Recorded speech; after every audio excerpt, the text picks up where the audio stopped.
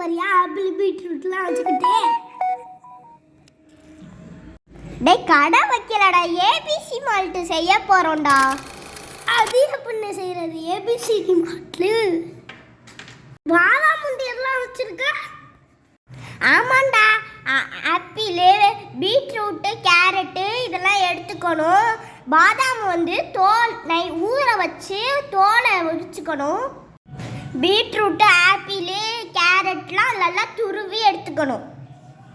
சூப்பரா இருக்கே, கலர் பார்க்கறதுக்கே கலர்ஃபுல்லா இருக்கே. அடுத்து என்னடா இதை செய்யணும்? இதை துருவி எடுத்துக்கிட்டு இதை நல்லா அரைச்சி எடுத்துக்கணும். அப்புறம் நல்லா அடுப்பில் வச்சு நல்லா காய்ச்சிக்கணும்.